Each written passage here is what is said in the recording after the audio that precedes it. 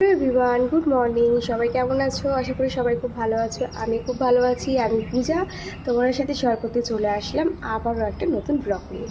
তো দেখো, আজ হচ্ছে সানডে। সবাইকে জানাই প্রথমে হ্যাপি সানডে। যদিও আজকের ব্লগটা তোমাদের কাছে কবে পৌঁছাবে আমি জানি না, একটু ব্যস্ত থাকি তাই এডিটিং করতে পারি না। তো আজ হচ্ছে আমার শাশুড়িমার বাড়ি নেই, গেছে দিদি বাড়ি ঘুরতে।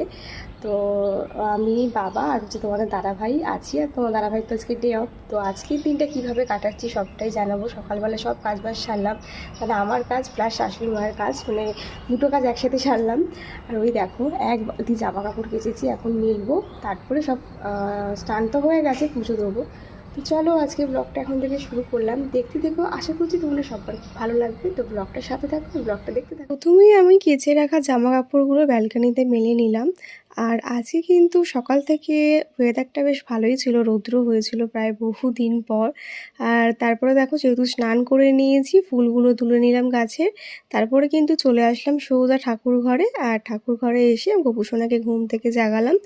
আর একেবারে সকালে পুজোটা দিয়ে দিচ্ছি। দুপুরের সেবাটা তোমাদের দাদাভাই দিয়ে দেবে। তাহলে কি, পুজোটা দেওয়া থাকলে কি সকালের অনেক বড় একটা কাজ করা থাকবে, তাহলে আর সেরকম একটা টেনশন থাকবে না যে পুজো দিতে হবে। তাই দেখো, সকালবেলায় কিন্তু কুকুরসোনাকে স্নান টান করে সব ঠাকুরদের সেবা দিয়ে দিলাম। তারপরে চলে আসলাম আজকে সানডে স্পেশাল ব্রেকফাস্ট করতে।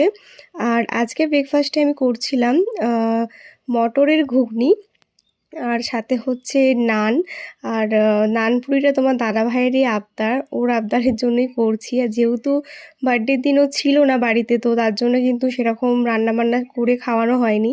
তাই বার্থডে উপলক্ষে কিন্তু খাওয়া দাওয়াটা আজকে ওকে সারাদিন ধরে খাওয়াচ্ছি। যাই হোক, দেখো সকালের ব্রেকফাস্টে দিয়ে দিলাম হচ্ছে নানপুরি আর হচ্ছে ঘুগনি আর ছানার জিলিপি। এদিকে বাবাকেও দিয়ে দিলাম।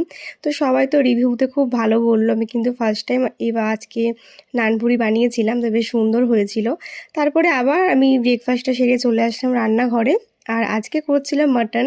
আর আজকে কিন্তু মাটনটা আমি একটু অন্যরকমভাবে ট্রাই করেছিলাম, বেশ আলাদাই একটা টেস্ট এসেছিলো। যাই হোক, তারপরে দেখো রান্না করতে করতে বাইরে এসে দেখি তোমাদের দাদাভাই নতুন একটা জামা পরেছে, যেটা কিন্তু আমার দুই দেওরের তরফ থেকে ওকে গিফট করেছিল বার্থডেতে। আর এই দেখো, মামার কিন্তু মাটনও রেডি। খেতে কিন্তু দুর্দান্ত হয়েছিল। তারপরে একেবারে দুপুরের লাঞ্চ টেবিলটা সাজিয়ে নিয়ে চলে আসলাম। আজকে তোমার দাদাভাইকে এইভাবে সাজিয়ে আমি দিচ্ছি লাঞ্চটা। তো কেমন হয়েছে সাজানোটা অবশ্যই জানিও। যেহেতু বার্থডের দিন ওকে আমি সাজিয়ে গুজিয়ে দিতে পারিনি, ওর ডিউটি ছিল, তাই কিন্তু আজকেই ওকে সাজিয়ে গুজিয়ে একেবারে সকাল থেকে বার্থডের খাওয়া দাওয়া ঠিক মতন করে সাজিয়ে দিলাম। তো ও খুব খুশি হয়েছিল। যাই হোক, এবার কিন্তু আমরাও লাঞ্চ করতে বসে পড়লাম। তো চলো, আজকের ব্লগটা আমি এখানে শেষ করলাম। এরপর আর কোনো ভিডিও শ্যুট করা হয়নি। তো দেখা হচ্ছে নেক্সট ভিডিওতে।